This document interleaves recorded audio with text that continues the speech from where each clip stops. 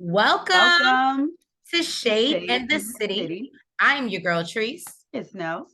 And today we are jumping into our review of the Ready to Love Season 7 reunion, Part 1. If you guys have not already, please make sure that you hit that like button. And that subscribe button. And y'all, let's just jump into it. This might be quick because I felt like it wasn't. I guess it was giving, but it was short and I kept it short and to the point. They save all the drama for the next episode, for the end. I guess so. To bring you back. But I mean, it did have some tidbits that maybe we didn't know. And we got to talk about what's going on with Blue and all the mystery behind him. But yeah, y'all. So you can probably look it up online. It's public. Oh, yeah. So let's get into it and let's get shady.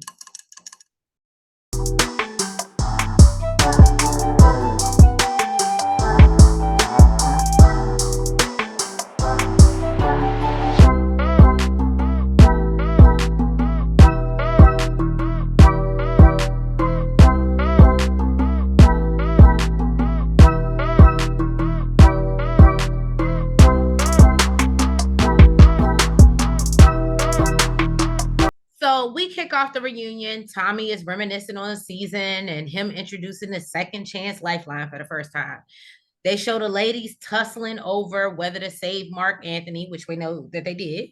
And while the men discuss how they should have saved Jonique, Demario speaks up about caping for Corvea. Now, they show many clips of how Jeffri had a connection with every damn body, but ended up with her biblical husband, Andre. Tommy asked her why Andre stood out amongst all the other guys, and she takes a noticeably long ass pause. Okay. Now, Tommy isn't sure what that's about and asks her, where does that waver? Jeffri explains that they had a beautiful moment at the finale, and after that, she didn't hear from Dre. It was the other line was dead. It was it wasn't, She said she reached out to let him know that she would be down there for an event, which makes me question, Jeffri, where do you live? But that she would be down there for an event. He said, I feel attacked. Right. And she'd be down there 2 or 3 weeks after, and he never hit her back. So Dre, as he said, feels attacked. He said there were things that bothered him that he didn't get to address in the process. And Jeffri says it was her children, not the kids. Dre, I just love how people make it about the innocent when it's really about you. Woo. So Andre said he had questions about where their fathers were and why they weren't present in their lives. Jeffri says that he should. How is that about the children?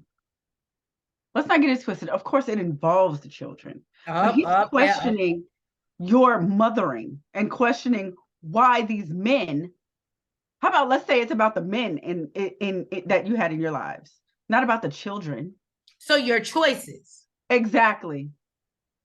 I hate as shout out to Simone. I hate your choices in men. Oh, it's about he had a problem with my children. He didn't say nothing about your children. He didn't mention a problem. He has a problem with the fact you're keeping your children away from the fathers. The fathers are not in their lives. Well, Nels went ahead and gave y'all the narrative. So that is what Andre believes. I can't call him Dre because we actually have Dre on set. But Andre does believe that Jeffri is actually keeping them kids from their daddy.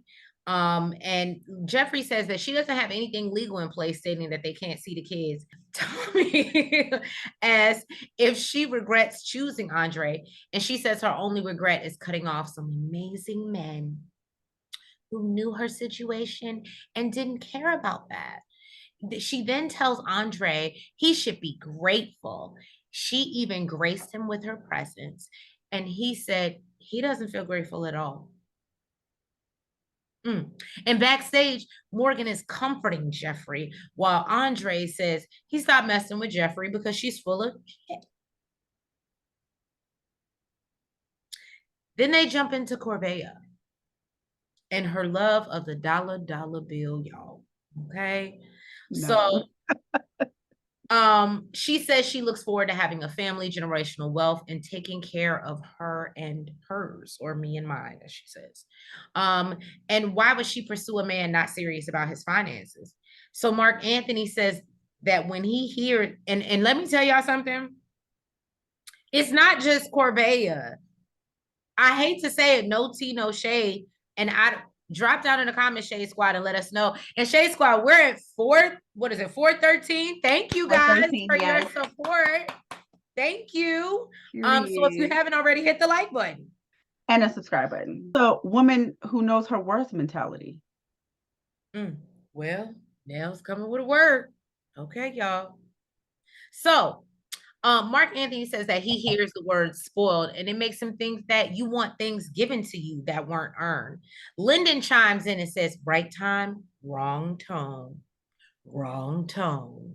She says, coming from a family lineage where they came from nothing to now having doctors in her family, in her eyes, spoiling your child is an accomplishment. Period. Okay. And so Lyndon says he understands what message Corvea was trying to convey, but that's not how it came across to everyone. Corvea stops him and says she'd like to give context and says her conversation was about a lot of things, but it did come up how Lyndon wouldn't be the person for her because he has a roommate. And I think he was basically comparing himself to DeMario, is what she was saying. It was a conversation where DeMario was saying all the things that he had, and Lyndon didn't kind of meet up to that. So she was like, sir, you just didn't meet up to DeMario. That ain't got nothing to do with me. Well, she says how he felt everything had everything to do with him and not her. I said, that's right, babe. Don't own that. Don't own that. They ain't got nothing to do with you. You want what you want. And I love that she's living in it. This is what I want. And I'm not like she's just like my man ain't here. Right. Lyndon says she gave DeMario a list of demands and he wasn't here for someone he met 20 minutes before telling him he needed to go to therapy. So Tommy asked her if some of the things that were like, if she was bothered by some of the things that was said about her. And Corvea said the only thing that bothered her was Lyndon saying that she told someone he tried to kiss her because she doesn't remember ever saying that. Girl, this, when you walked yourself down a long road that you just didn't need to go to him. Maybe you had too many drinks at the church that day at the church, but apparently many people heard you said it. You said it. So Linda spills the beans and lets her know that Jeffri was the one who told him that. Jeffri, let me find out you over here being an advocate. It wouldn't be the first time she told business. Over here. So Jeffri doesn't confirm or deny from watching backstage. Yeah, she was just like, oh. I heard my name. I heard my name. Jeffri was here for this reunion. Can I tell y'all that? And basically she feels like regardless, she feels some type of way about something another woman said about me made you not like me. And she says she dated, she's dated after the process, but nothing stuck. And she said it's not about finding someone, but her getting herself prepared so that when that person does come, she's ready. And I said, and the most high value woman she can be. Right? High value. Period. Nephew Tommy moved on to Morgan and Lyndon and asked her how hard was it for her to end the journey with her and Lyndon. And she said it was rough. He's a unicorn. Lyndon feels sad, they had such great chemistry because of basically she says that they had great chemistry because of their honesty. Whether it made you mad or upset, it didn't matter. That was them. Now he does say at times he did feel intimidated by Tony because she would let him know, I'm feeling Tony a little bit more than you because he's a little bit more aggressive. Now nephew Tommy asked Tony how he felt watching the passionate kiss between Morgan and Lyndon that he did not know about. Okay. Tony says he ain't never seen it. And he didn't know that it happened. But he respects Lyndon. And he's a go-getter. And they were attracted to each other. So he says he understands, but he didn't like it. He asked Marcia why she rejected the kiss from Lyndon. And she said she just didn't know what the hell was going on because he doesn't open up easily. And they all kind of joke about Lyndon and making a joke about joke out of basically saying, him saying, I guess I misjudged that, just Lyndon was kind of him trying to kiss Marcia. Yeah, I guess he was a little bit jokester, a little bit. So Corvea asked Marcia if When did she you hear me said, say that, girl? Did I say? And did she, I you say? absolutely did. You absolutely did. Yeah, she I did. love Marcia. This whole Marcia. You have. I won't even say it's the best, but girl, your RPF was on this whole episode. This whole time, she was just sitting there like, I won't say something, but I'ma just be quiet. So Corvea just assumed, I guess, that it must have been when they was on a date and they was about to leave. And she says she doesn't want to come across as a person who was just kind of like yapping about him, because that's not what it was. Now, Jeffri said, because my name was brought up, I'm going to speak on it. And basically it wasn't just Jeffri, it was said and brought up In at deliberation. deliberation. And she's Now, like, so you went back and said something that yeah, we so said. Corvea was like, I still think it's messy, in my opinion, and I'm entitled to it. Then Jeffri was like, but you don't just make stuff up about trying to kiss somebody. Corvea was like, okay, boo, did we not just decide that I was confused? Like, I don't remember that. So Desi boots. then Tommy asked Lyndon where he is now, and he says he has a girlfriend.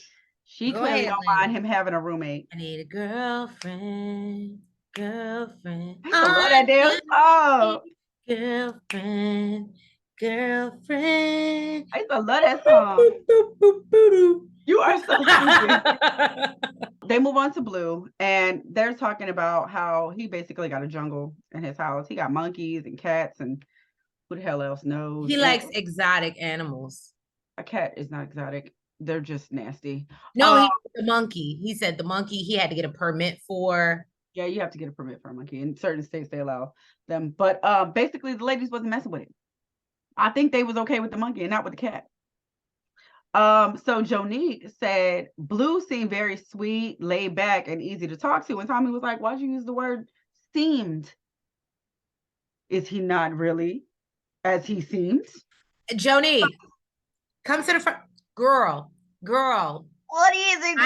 I need the tea, okay? If you want to come and be a little bit shady, you can come talk to us, because I want to know the background of this. I want you to elaborate a little bit more on what actually went happen. Y'all know I love me some Jonique. That's my boo. So she said that her perception of him changed after elimination when she left.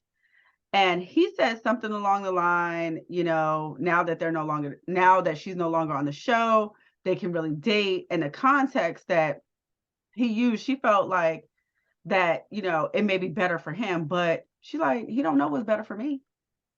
So he said, that's how she took it. She said, that's how you said it. Like, man. And also, Blue out here playing these love games, y'all. Also, it was Blue who chose not to use the lifeline. So she feels like he did it on purpose. Blue says that's not true. But then the dudes in the back is like, we tried to use the lifeline on Jonique, and he said no. I said, ooh, shit. Look, I bet you I know who told her, though, because we saw who said it. It was Tony. Tony told her. Tony from the top. Tony from up top. Now, Tony asked Jeffri if she feels things would be different if Blue was more assertive. Now, she says that Tommy asked him? He will, huh? You said Tony asked him. Asked her. And I was like, know what I mean. I was like, why is Tony asking questions now? Because he's hosting right now. Okay, because he's the host. All right. Tony is the host. Y'all know what I meant. Tommy asked. Y'all heard the rest of the question. Okay, so she says that he will be an amazing husband.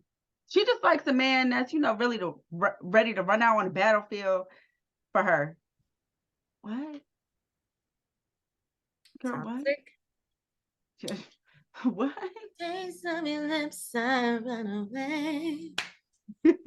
Toxic, I'm slipping under. So he says, Blue says that the process has taught him to be more aggressive. If he sees something, he going at it. So they asked Blue, Who's your new boo? Who's your new boo, basically? And they bring out last season Kayla. What? Say what? Say what? Blue said that they met at a pool party event and he decided to just shoot his shot and says it was an instant attraction. They've been dating for like 3 months. Now, Kayla says that she's not going to do what she did before and put a timeline on things. She's going to just let things happen naturally. What you about to say? Oh, and she likes his cat, y'all. I can't say, I gotta say it. And it's sleep on her side of the bed. Let's talk about it. Okay, Shade Squad. If you ain't already, I know we said it a lot of times, but guess what? We're at 413. Let's keep growing. Make sure you share us. If you ain't hit the like button, because I'm about to drop some tea. And the subscribe button. Y'all. Okay, allegedly. We like growing our family. Y'all can come to the cookout. Right. Allegedly. I am, in my opinion. Okay. Well, it's not in my opinion, allegedly. So your boy Blue, it just set me off because it's giving scammer. Yeah, I feel like you scamming these ladies, just like you was allegedly. Now that's a Miami thing, right? Just like you was allegedly scamming these whole PPP loans and pled guilty to misusing funds. And y'all can go look it up for yourself. Matter of fact, before I even put this video out, I'm gonna put the link to the article in the video so that it won't just be alleged, so I can't get sued because it's there. But point being, because I heard Blue been sending his PR people after people, and all I'm gonna say is you can't fight what's true, Blue. Anyway, now apparently he was misusing funds and he wasn't paying the staff for the lounge that y'all see him working in, and whatever. I wonder how he got all these goddamn exotic cats and all this other shit. Is the cat exotic? I'm sorry, not exotic, but the monkey. Just the monkey. Whatever. It's given. The bag ain't yours. It was borrowed. And it wasn't borrowed. It was stolen. And it's given, I hate to say it, it's given real Miami fraudulent. Yeah. Fraudulent. Okay. You're in the club, you're popping the bottles. Bottles in the club. With the models. And you're like, Tasha, I ain't got it. Okay. So I'm just saying. Tasha clearly got a good lawyer. You don't. Right. Because you about to get clank.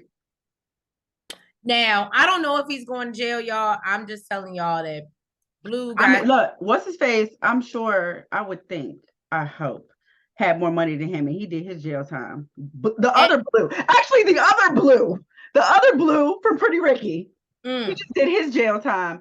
And for the PPP loans. And he did, listen, he ain't above the other Blue. Okay, so he just did his time, and I think he listen. He was popping bottles in prison. But anyway, so point is y'all, we're gonna pray for Blue. He's going through some real stuff. One thing I would not mess with is scamming the government. Okay, I scam your mama, I scam, but what I'm not gonna do, I won't. But what I'm not gonna do is like tax fraud, like this stuff that we be seeing on TV, and don't do things like that. And so it used to be like Martha Stewart locked up. Right. I don't think Martha should have been locked up, but that's a different conversation. Martha just gave somebody a 1-up and was like, boo your money. I don't think that's wrong. I still don't get why she went to jail. I still don't get it. I don't. But point being is that poor Blue going through it. And if y'all haven't seen it, I believe it's on Keep It Real is the page that I seen. And they got all the DMs between or text messages or apparently Kayla is going back and forth with Z because Z later on chimes in. She's so surprised that Blue has this new connection. And then when they talk backstage, she's like, well, I'm glad you said it because I forgot her name. Look, I put the spiritual chick. How could you forget? My name is Z and it's me. You don't remember the song she sang? I hardly remember her. But I put the spiritual chick. I didn't remember her name. well, Z was a little taken aback by learning about this whole union. She better speak on it. The part two. Huh? She better speak on it part two. Because she was either making it seem like basically like what we were talking about, how he was just trying to get people to, play like his love interest, or like he was trying to get at her. I didn't know. Okay, so we obviously knew about the story with Zonique. I'm sorry, I done messed their names up. Zonique. We knew about the story with Z before we got here. Before I watched the reunion, I had no clue about the Jonique. Now, I will say that makes me believe even more that I don't know if he just maybe for the look of it or the image of it just wanted to come up here since he got eliminated with a comeback. Like, yeah, I don't need y'all. I got it. But it seems like, just to me, my opinion, it looks like he was willing to go to any cast member or anybody. And I would hope that his relationship with Kayla is genuine. They do look very good together. And I think Kayla's dope. So I hope that it is genuine. But again, based off of the fraudulent activities that we've seen or heard about, I can't give you a hard answer whether I believe it or not. You know about the Kayla thing too. Right. So, yeah, him and Kayla met at a pool party, hit it off. So they say. Yeah, so they say. And Z doesn't say anything because she doesn't want to put a damper on anybody's happiness, but it's on camera, baby, so she's gonna find out. If you didn't want to put a damper, you just don't say anything. You call them on the phone, you send them a text message. And what I did not like, and we'll get there, was somebody, I think it was Z, who said something like, oh, we just talked last week, and Kayla was like, he talks to a lot of people. Sweetheart, I felt like she did. I felt like she did a lot of that her season. Unless allegedly, Fraudulent Blue told you weeks ago that he wanted to be with you. He literally said on screen, y'all just made it official a week ago. She catching flights and boats and all types of stuff. She got some of that PPP. She ain't worried about what the hell Z talking about. Z, you got a phone conversation. Kayla got PPP, okay, without going down for it. All right. She ain't worried about nothing you saying. She don't give about none of that shit. About none of that shit. Next is Fabrice, not like the spray. And he wasn't able to make it to the show. Not fresh. Right, he's not fresh, but he was able to video conference in and says he's looking forward to seeing who hooked up with who. He just want to know who did the nasty. Wait, what? Again? Oh, it is giving old nasty grandpa. So Tommy asked how he feels when they said when he talked about sex too often. Fabrice says he knows that they talked about sex all the time and says that they're being hypocrites on TV when he's just being honest. Since filming, he said he met someone incredible 2 weeks later, and he's been dating her ever since. And Cynthia thinks this is very interesting. Now, Tommy asked the ladies why the sex talk bothered them so much. Marcia said because he's older and should know better. Cynthia says Fabrice could be her daddy and feels like at that age you should have more interesting things to talk about than sex. They said it in a nice way. I say, but he old and nasty. I love Cynthia. We just started to follow Cynthia, but I love Cynthia. She's so cute. What she wanted to say is because he old and nasty. We get into Advocate. That is Sue. And I'm not gonna lie to you. Ever since I've been real deep in this Shanquilla Robinson case, ever since I found out she was representing the family, you could be wear the right cape. I'm not saying I ain't gonna diss her and Blake's joint because I got so much respect for her. The fact that they're still together, I can't even talk about them. If they're still right, they still together, they still doing her thing. But what I will say to y'all is regardless of how you feel about her, how you feel about Blake, how how she came at Jeffri, this woman is out here really advocating for the right people. And for that, I respect her. And I really can't even say anything shady or bad about her. So my notes just say that, you know, Tommy brings up her attraction to Anthony and his dance moves. She says she loves to dance and she liked that, but based on the time, she needed him to move a little bit faster. Anthony admits that he could have done a lot more sooner, but feels at the end of the day, she went in the direction she was supposed to go in. And ask her, and you know, Tommy asked her how she feels about the nickname Advocate Sue, and she says she's a lawyer. She'll wear that cape. Yeah. I said, all right. Look, all right. I ain't gonna say you my favorite, Sue Ann, but once I learned, I was like, yes, girl. And if y'all didn't know, they just a little tea, you ain't liked already. If you are not familiar with the case, the FBI said there was no wrongdoing. They are no longer investigating the case. And it's just real bad. And Sue Ann is still out here fighting for her family and to get justice for this girl. So wear that cape. I'm here for it, Sue Ann. I'm here for you. Tommy asked her what's her relationship status. She says her and Blake are in a whole relationship. They working on what they future home looks like, and she got clothes at his house, so they working it out. And they only live 10 minutes away from each other. And they only live 10 minutes away from each other, so they ain't even got to move for real. They could be on some Married First Sight, Dr. Pepper stuff. They can do that. Tommy dives into the triangle that is Morgan, Lyndon, and Tony. Tommy asks Morgan what she has to say about Lyndon. She says he's so unique and she can't put it into words, but you know, that's what she has to say about him. Tommy asks Tony about telling Lyndon would he let Morgan, he would let Morgan go for Marcia. And he admits he said it, but didn't mean it at the time. And he felt Lyndon broke the bro code. Now, Lyndon says he spoke up because Tony was behaving one way while he was with Morgan and behaving another way behind her back. Lyndon says he just wanted to lay it all out there because he's Mr. Honest, as we know. Tony says he felt singled out and it was the wrong time, which Lyndon can respect. So Morgan says that if it were a different time, Lyndon would have been her choice because the best relationship starts as a friendship. And she believes that's where her and Tony went wrong, and Tony agrees. She said that their chemistry was just so thick that they missed the relationship building. She says she chose herself over Tony because he's a wild card, and that she believes she walked into this process whole, and she didn't want anyone to take that away from her, but her feelings for Tony were 100% real. And that's why she kept dating him after the process was over. Da, da, da, da. This is new news to everyone on set and us. We see Natasha shocked backstage because we know. I know. I thought you were Natasha. Why you worried about it? Anyway, he's my cutty buddy for showing you. I'm just saying.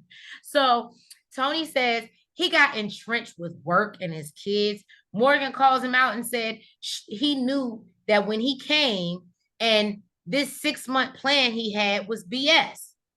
So she says a man makes time for what he wants to make time for, and that he fumbled. He had a diamond in his hand and dismissed it because he didn't care enough. I said, well, go ahead, Morgan. She got some words on her, though. She got some words. I give Morgan that. She ain't like Cynthia, but she all right. Nah, she ain't like Cynthia. Morgan says she'll destroy him and tells him good luck finding another one because he never will. Not never. Now, Tommy asks if they're done. He's like, are y'all done? Are you done? You notice ain't neither one of them say shit. Right. So Tony says they have a toxic attraction. I said, not Tony calling out toxicity. Right. Right. Not Tony. Not Tony from up top. Not toxic Tony from up top calling out toxicity. But don't want to go to therapy. I know you in therapy now, Tony, but still, I got to make fun of it. He asked Morgan the same question, and she says he's not a good person and he's a monster. Neither one of y'all answer the question. Right. Mark Anthony tries to jump to Tony's defense, and she tells him to shut up and stay where you are. Stay over there. Mind your business. Over there living in New York, got Mercedes traveling up and down and around. Mind your business. Mercedes was sure enough sitting on that man's lap. Right. It was basically like a super cozy. She might as well been in his lap. Morgan goes off and says that Tony needs to go see Oh no, somebody. you don't remember she tried to get Marcy involved? Yeah. And She even tried to get looks at Marcy involved. Marcia. Marcy was No, like, he need to go see somebody. Marcia's like, bitch, this ain't got shit to do with And me. look, I still fuck with this man. Okay, this is So she walks off the stage and Tony chases after her and she says she needs her goddamn space. And he's like, Morgan, production is trying to keep him from going in the room. He's like, Morgan, I need to talk to you. And she's like, you needing to talk to me? You wasn't there when I needed to talk to you 6 weeks ago. About a week ago. What the hell happened 6 weeks ago? About a week ago. They did this on purpose because now I'm interested for the next episode. So y'all, well, I'm interested to see what happened with Cynthia and Anthony because that body language was given we not together. Right? Y'all better be doing us on purpose, like, because there's no reason. It may be, but we'll find out next episode, guys. Thank you for sitting through our theatrics, but we appreciate you. Thank you for the love, y'all. Yes, thank you. Every like, let me just say this. Let me say this. It literally, okay, there's a difference between liking a video versus subscribing to our whole channel. Okay. And seriously, it means a lot to us that you are joining our family and subscribing to us and liking our, right? Like, it means the world to us. We know it's just a little click. It's not a big deal to y'all, but it's super huge to us. Everything to us. Yeah. And it makes our day when we look up and see the numbers going up. We love it. So don't do it. Put out more content. Don't be actually, regardless of how tired we are, how sleepy we are from our jobs, our kids, our partners, we get up and we want to come bring y'all this because this is our release. So we appreciate y'all just as much as y'all appreciate us. And thank you guys. And as we're ending this video, we will catch y'all next week. But if you haven't already, please make sure that you hit that like button. And that subscribe button. Will you comment? Look, okay, I was big on subscribe. We want the comments too. Listen, all right, comment. Comments. And you subscribe. And hit the notification bell so you know when the hell we on here. When videos. And we love you guys. Thank you so much for the support. And we will catch you for part 2 of the reunion in a couple days. Have a good night. Good night. Bye-bye.